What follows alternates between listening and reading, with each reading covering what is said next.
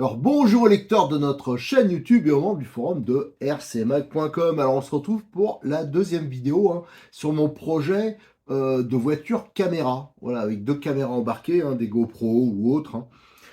Tout ça, c'est pour qu'on va sur une course, par exemple, se filer un peu dans le trafic, dans les essais. Alors, bien sûr, il faut que les clubs jouent et les organisateurs jouent le jeu, mais aussi quand on tourne au domaine de Bois de Rose, je peux vous assurer qu'avec les monsters, les machins qui arrivent dans tous les sens, je pense qu'il y a des images qui peuvent être intéressantes. Et alors j'ai déjà fait, je l'installe sur la caméra, d'ailleurs, je l'ai fait sur celle-là.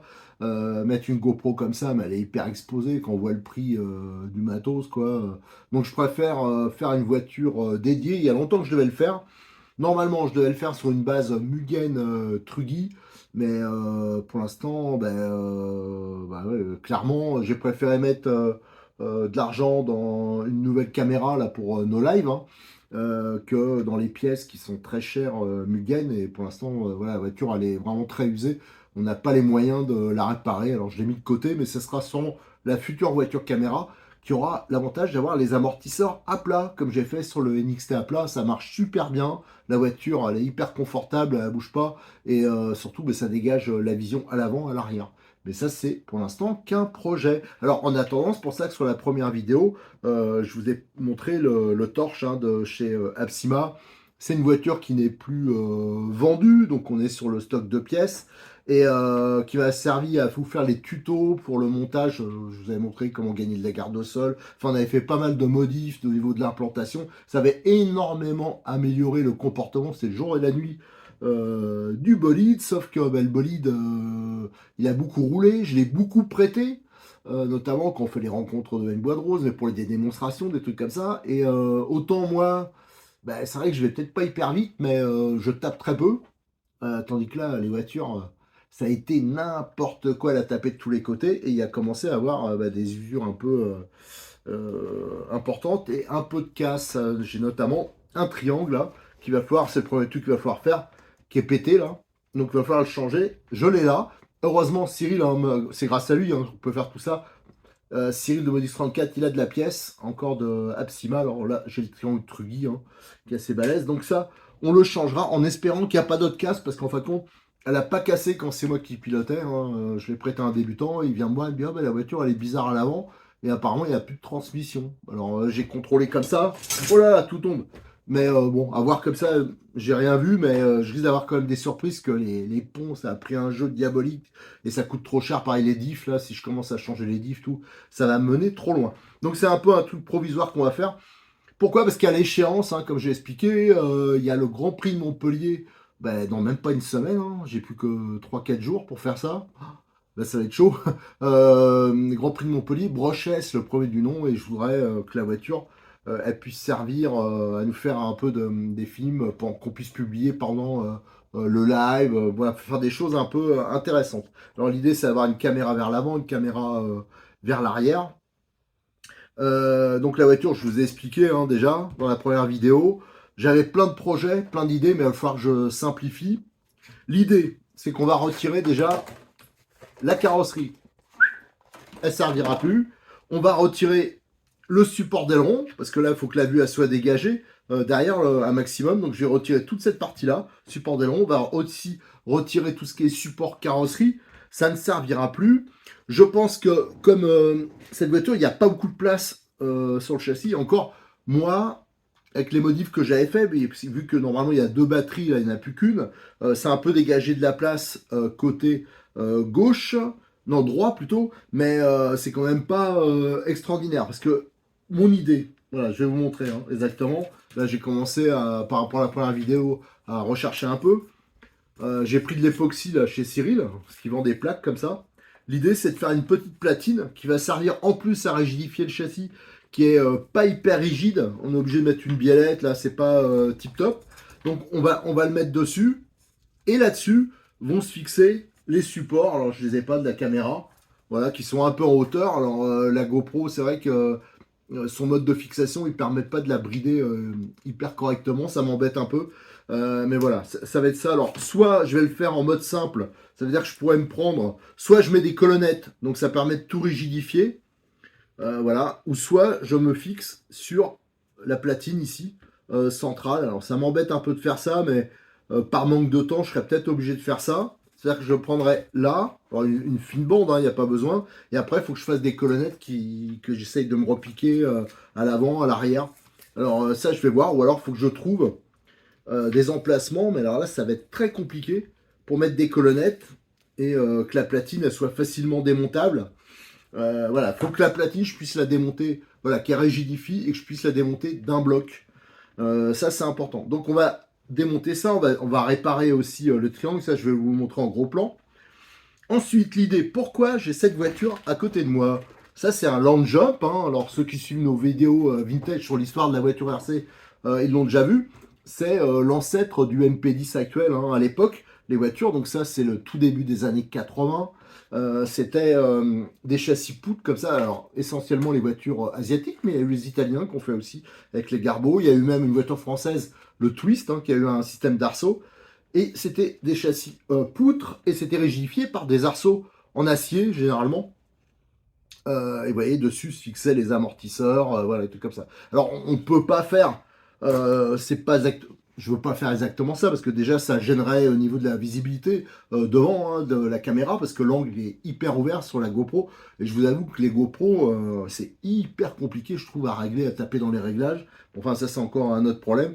Donc il faut vraiment que j'arrive que ça soit suffisamment haut pour que ça gêne pas l'avant et l'arrière là le support. Alors ça va être problématique je pense. Et il faut qu'on ait un arceau donc qui sera en tube. Voilà je les ai là. Donc ça, les tubes, il va falloir les souder, les cintrer, les fixer. Donc c'est pour ça que je sens que ça va être compliqué. J'ai pas spécialement l'outil pour souder, ça va, mais pour cintrer, ça, faut que j'aille voir du monde, me faire prêter l'équipement. Et c'est de l'acier.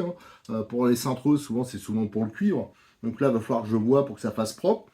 Et l'idée, c'est d'avoir un arceau, mais très ouvert, hein, le plus simple possible. Alors, pareil, il faut trouver les points d'ancrage. Ça, c'est compliqué. Et qui permettent de protéger parfaitement les caméras. Hein. Faut pas que si on sollicite un peu la voiture, alors en plus la plupart du temps, si je vais dans un club, comme je connais pas le tracé, quand il y a des essais, j'ai pas le temps de l'apprendre le tracé. Moi en plus je fais les photos. Alors il faudra que je confie à quelqu'un du club, il sera pas habitué à la voiture. Moi je les connais pas tous leur façon de piloter. Il y en a qui sont un peu chauds, même quand on leur dit vas-y cool, bah, ils sont chauds. Donc la voiture elle va prendre des pets. Donc il faut vraiment que les caméras soient hyper protégées. Donc l'idée c'est de faire un arceau. Alors je pense que en dessous là, de toute façon le châssis il y a déjà une surépaisseur ici. Hein. C'est pas grave, il y aura une surépaisseur. Bon, c'est pas l'idéal, mais la garde au sol elle est énorme sur cette voiture. On va compenser avec ça. Je pense qu'en attendant, hein, comme c'est un truc un peu provisoire, mais c'est un provisoire qui risque de durer un peu, je pense que je vais mettre une barre, enfin, une plaque là, ici, qui va déborder de chaque côté. Et dessus, va venir s'ancrer un peu comme d'ailleurs, regardez, bon, d'ailleurs j'avais pas fait attention, mais sur le Land Jump c'est un peu le cas. Hein. Vous voyez ici, il y a un débordement par rapport au châssis. Et c'est là-dessus que vient s'ancrer les côtés. Alors il y aura un premier, alors est-ce qu'on va le faire totalement arrondi ou ça je vais voir par rapport les performances de la cintreuse, comme on arrive à cintrer sans déformer trop le métal, quoi, que ça fasse un truc propre. Voilà, un arceau comme ça, peut-être un deuxième, hein, on va voir. Et après, il faudra le réunir. Le système pour faire un démontage rapide de l'arceau, ça je l'ai trouvé. Je vous le montrerai. Mais vous voyez, j'ai beaucoup de boulot. Alors déjà, la première chose qu'on va faire, je vais vous montrer vite fait en gros plan ce que je vais démonter. On va commencer à décortiquer et on va attaquer le triangle, le changement du triangle. Une fois le triangle changé, je vais peut-être quand même vite fait essayer la voiture. Une fois qu'on aura démonté hein, ce qu'il faut, aussi qui sert à rien, juste pour voir s'il n'y a pas de problème de transmission, hein, parce qu'on m'avait signalé ça. Parce que si la transmission, il y avait un problème, là, ça m'embête un peu. L'électronique, je voulais mettre un truc calme, plus calme, mais j'aurais pas le temps, parce que c'est un vrai dragster, avec le combo que j'avais mis dessus. Hein, le Mamba, c'est peut-être de l'ancien, mais c'est beaucoup trop. Voilà, donc on a du boulot, il faut absolument que j'arrive à faire ça avant jeudi ou ouais, jeudi prochain. Allez, on s'y attaque, je vous montre ça en gros plan tout de suite. Et on va regarder de plus près un peu le projet. Alors déjà, je vous montre le Long Jump. Hein. Alors je rappelle, hein, ça c'est vraiment une voiture de légende. Hein. C'est le premier Kyosho un peu de compétition. Quand on voit l'évolution avec les voitures actuelles, il y a d'ailleurs rien qui est repris. Hein. Voilà, il n'y a rien de commun avec des voitures actuelles. C'est une transmission par chaîne. Regardez, les jantes en magnésium, les pneus, ça n'a rien à voir. Les triangles, c'est des bras tirés, ils sont en alu moulé. Et l'arceau, ah ouais, l'arceau, quand je vous disais, voilà, moi je vais le fixer comme ça. C'est vrai que je me rappelais plus que c'était. Alors la fixation sera pas identique, hein, mais en fin de compte, il faut que je fasse quelque chose qui s'élargit hein, sur le châssis parce qu'il est étroit, celui de l'Apsima d'origine. Donc il va falloir que j'élargisse et que je fasse, je pense, deux cerceaux comme ça que je vais relier. Et voilà, donc ça va pas être simple parce que là la voiture elle était vraiment conçue pour ça, hein, au niveau des fixations, tout. Nous c'est pas le cas et en plus moi je peux pas me permettre d'avoir toutes ces choses-là, que ce soit aussi étroit devant parce qu'on l'aura en plein dans la vision de la GoPro, hein, l'angle est hyper ouvert. Alors là la voiture, l'Apsima je vous fais juste un rappel, hein, j'avais modifié au niveau des ancrages parce que le débattement était ridicule d'origine. On avait modifié au niveau du châssis pour avoir beaucoup plus de débattement. Et aussi au niveau de l'implantation, là j'avais mis un moteur d'un diamètre normal pour cette catégorie-là, hein, c'était un petit diamètre d'origine. Et j'avais monté le contrôleur sur une platine souple, donc le montage beaucoup mieux que d'origine. Et j'avais une seule batterie, voilà. Donc c'était, voilà, on avait fait quand même pas mal de petites modifs et la voiture, elle a beaucoup roulé. Mais la dernière fois, donc la première casse, hein, alors elle n'est pas hyper visible hein, parce que la voiture elle continue à rouler. Mais le triangle ici, je sais pas si on voit, je vais essayer de grossir. Regardez là, le triangle il est pété. Voilà. Mais sauf que la voiture, ben, ça continue à peu près à rouler. Et aussi un truc, hein, les amortisseurs, mais ils fuient comme des paniers. Alors ça, à mon avis, même si c'est démontable en dessous, je vais me contenter de les remplir à chaque fois. Faudra juste que je retrouve sur les vidéos ce que j'avais mis comme huile. Voilà, autrement le reste, si j'ai pas ce problème de transmission, ça devrait aller. Alors on va démonter ça, je vais le retirer parce qu'il va plus servir à rien.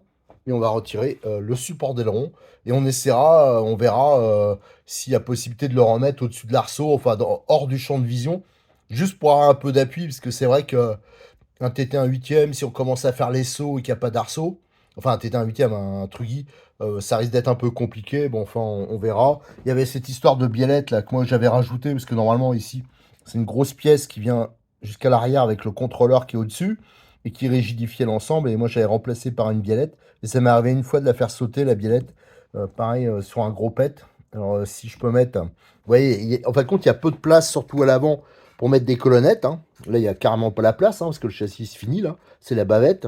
Alors, éventuellement, un peu à l'arrière, ici, là et là. Mais à l'avant, c'est pas possible. Alors, ça va falloir que je vois pour cette histoire de platine. Par contre, pour un démontage rapide de la platine, ça, j'ai ma petite idée. Hein. Je vais faire la modif habituelle que je fais sur tous mes sauve-cerveau. Hein. Ceux qui suivent notre chaîne, hein, ils voient, moi, à chaque fois que je fais ça, le système de Nistop, c'est beaucoup mieux que le système de vis d'origine. Donc il y a quand même un peu de taf. Donc là, les tubes métalliques qu'il va falloir cintrer, il va falloir donc faire un plan, cintrer tout ça. Et là, j'ai ma plaque époxy. J'ai en plusieurs épaisseurs, j'en ai pris deux à Cyril. Et j'ai le fameux triangle qu'on va changer. Alors ce que je vais faire, hein, comme il faut que je gagne du temps, je vais avancer dans le projet. Et je vais pas vous faire à chaque extrait, chaque petite chose que je fais. Je vais le faire en photo, parce que de toute façon, tout ça, ça sera sur le forum de rcmac.com. Il y aura un sujet dédié où là, ce sera beaucoup plus détaillé. Alors, je m'y attaque tout de suite. Alors, on a un peu avancé hein, dans le projet. Ce que j'ai fait, c'est que j'ai démonté la biellette, hein, celle qui servait pour le renfort arrière. Hein. J'ai démonté les supports carrosserie, hein, que ce soit à l'avant ou à l'arrière. J'ai démonté bien sûr l'ensemble aileron et son support, voilà, pour dégager un maximum devant et derrière. Alors, à un moment, je vous avoue que j'avais maté pour mettre les amortisseurs, si j'avais le temps, mais bon, je l'aurais pas, j'aurais monté ici sur les axes, là, l'échappe, ça passe, et j'aurais fait un basculeur ici, hein, comme j'ai déjà testé, je sais que ça marche bien, et ça m'aurait permis d'enlever carrément cette pièce, vraiment d'avoir une voiture toute plate. Ça serait le top hein, pour filmer. Bon, bah, pour l'instant, ça, j'aurais pas le temps. Éventuellement, je le ferai dans une seconde, pour une seconde étape, mais pour l'instant, on va laisser comme ça. J'ai changé le triangle avant, vous voyez, il faut que je remonte encore le pare-choc. Donc lui, il est tout neuf, et on voit où il avait pété, regardez. On voit bien ce qui avait cassé. bien nette. Voilà, bon. Ça arrive, hein, c'est le premier triangle que je pétais sur cette voiture. J'ai démonté les 4 amortisseurs. Là, je viens de les nettoyer. J'avais bien sûr assuré les coupelles. Et ça, il va falloir que je regarde parce que l'huile, il fuit quand même pas mal. Ils sont pas mal usés. En plus, il n'y a pas de possibilité de mettre de soufflet de protection. Donc, ils se sont un peu bouffés. Pourtant, il n'y a pas trop de jeu. Bon, voilà. Après, ce qui m'inquiète un peu, c'est le jeu ici du pont. Je sais pas si on voit. Là, ça bouge. Hop. Attendez, alors là. Je cache que j'essaie d'avoir une meilleure vue là. Voilà, regardez. Là, ça bouge quand même pas mal. Et de l'autre côté, c'est encore pire. Donc ça m'inquiète un peu. Bon, on verra. Qu'est-ce qu'il y a? De toute façon, dès que j'ai remonté les amortisseurs, là, je vais les remplir, tout ça. Je ferai un petit essai devant chez moi pour voir cette histoire de transmission. J'avais bien sûr enlevé le plot de carrosserie arrière. Donc là maintenant, la voiture est nue. Alors, au début, je me suis dit, tiens, je vais me prendre ici, au milieu, parce que j'ai vu que c'est sur le même plan, et à l'arrière. Et comme ça fera un raidisseur tout le long. Mais mes plaques en époxy, hein, les plaques que j'ai trouvées chez Cyril, en fin de compte, elles ont que cette taille-là. Alors ce que je vais faire, là, il y a quand même un énorme raidisseur sur l'avant. Donc le châssis, il n'y a pas besoin que ça, en plus que ça serve pour améliorer la rigidité de l'ensemble. Ce que je vais faire, je vais prendre sur toute la longueur là, et je vais découper la bande là, et elle sera fixée donc ici. Voilà, je vais le fixer peut-être que sur ces deux vis là, je vais voir, et ça sera fixé après sur cette vis là, ici. C'est pour ça que j'aurais voulu supprimer ça, mais pour l'instant, c'est pas possible. On verra par la suite. Alors, même si ça me plaît pas trop, ben, il y aura la surépaisseur. Mais par la suite, hein, c'est sûr que ça sera complètement à plat. Ça, je le modifierai. Donc, vous voyez, j'ai encore un peu de boulot. La première chose que je vais faire, donc, je vais découper la platine. En plus, avec le montage que j'avais fait déjà avec les batteries, toute la modif que j'avais fait, ça facilite. En fin de compte, là, c'est idéal parce que ça va juste gêner pour l'accès au stop là, mais ce sera vite démonté. Il y aura que 3 vis qui vont tenir l'ensemble et je pense que ça sera. J'ai pas besoin de mettre une plaque trop épaisse. Voilà, j'en avais en 3, en 2 et en 4 mm. Je pense le 3 mm, même peut-être un peu plus fin. Enfin, je vais voir exactement. Le 3 mm, je pense que ça sera suffisant. Voilà.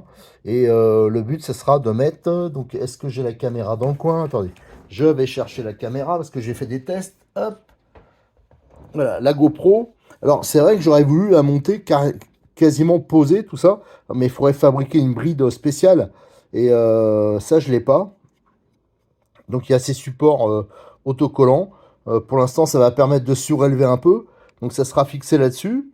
Je pense qu'il y en aura, comme on en a deux, il y en a une qui sera vers l'avant, une vers l'arrière. Alors, le problème, c'est vrai que les angles sont énormes. Alors, je sais pas trop ce que ça va donner. Il faut que j'ai vraiment la place. Parce que, à vrai dire, d'après ce que j'ai regardé, il faudrait qu'elle soit à peu près là pour être bien. Mais le problème, c'est que la caméra arrière, j'ai plus trop la place. Enfin voilà, enfin voilà, ça m'embête un peu, ce système de fixation. Alors comme je fais aussi en même temps un crawler caméra, ça aussi je vous ferai les vidéos, qui va filmer vers l'avant et l'arrière, donc il faut que ce soit facilement démontable, on l'utilise pour d'autres choses. Donc le but est de faire ça. Alors après, il va falloir qu'on fabrique un arceau. Alors on va pas faire un arceau qui va que sur l'avant. Je pense que ici, en époxy, hein, je vous fais un résumé, ce qui va arriver à peu près par la suite. Il y aura une plaque en époxy que je vais fixer en dessous, qui permettra de fixer l'arceau. Voilà, à l'extérieur, en fin de compte, les bavettes, peut-être, ouais, je les garderai, mais il faudra le mettre sur l'extérieur pour pas que ce soit dans les angles. Et ça viendra juste au-dessus de la première caméra. Et j'en ferai un deuxième décalé.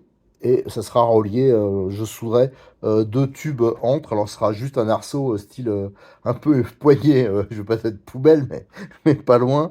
Voilà, on peut pas faire quelque chose qui après vient se fixer par exemple pour rigidifier l'ensemble sur l'avant ou sur l'arrière, parce que ça risque de tomber voilà, dans le champ de vision de la caméra. Alors il faudra que je regarde aussi que ça gêne pas pour le montage, enfin pour la mise en place de la batterie, tout ça, je pense pas.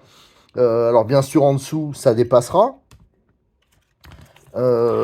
Mais comme j'ai dit, hein, c'est pas bien grave. Hein, la garde au sol est énorme. Et de toute façon, j'ai pas spécialement d'autres solutions. L'idéal, ça aurait été de faire un châssis spécifique qui soit bien sûr plus large. Voilà, et qui permettrait voilà, de fixer directement les arceaux. Alors, la principale difficulté, il faut que rapidement, si je veux qu'elle soit prête pour le week-end prochain, faut que rapidement je fabrique cet arceau, qu'on puisse souder. Alors je voulais braser, mais j'ai pas l'équipement pour le faire. L'idéal, moi j'ai déjà fait des arceaux, je le brasais. Alors on va voir. J'ai un poste à souder à l'arc, alors c'est peut-être pas hyper adapté, mais on essaiera de faire quelque chose qui soit pas trop moche. Voilà, voilà. Donc en gros, hein, je vous ai fait, je veux dire, on a quand même bien avancé, on a réparé déjà la panne ici, j'ai démonté ce qui n'était pas nécessaire. Le tube d'antenne là, ça aussi je vais le virer. L'antenne, on la fera passer autrement, hein, pour pas que ça passe aussi dans le champ de vision. Ça, ben, il va falloir que je regarde, hein, les câbles aussi. Il ne faudra pas que ça gêne trop non plus. Bon, il y a quand même un peu de boulot, mais je pense que ça devrait quand même le faire. Alors, ce qui m'inquiète, c'est qu'il n'y aura pas d'aileron. Bon, ça, bah, il faudra se débrouiller sans, quoi. Ou alors, il faudra faire quelque chose de beaucoup plus bas. Je sais pas. Ça aussi, il faudra que je le vois une fois qu'on aura fini l'arceau et qu'on aura mis les caméras. Allez, on se donne. De toute façon, là, il va falloir que je fasse vite. Alors là, on est soir. Demain matin, je rattaque la prochaine vidéo. Et j'espère que demain matin, toute la partie platine, installation, remontage des amortisseurs, tout ça, et que j'aurai commencé à faire l'arceau. Et surtout que j'aurai fait un petit essai pour voir s'il n'y a pas de problème de transmission. Allez, merci, à très bientôt sur notre chaîne YouTube, sur le forum de rcmag.com et j'espère que bientôt on aura toutes ces vidéos caméra embarquées.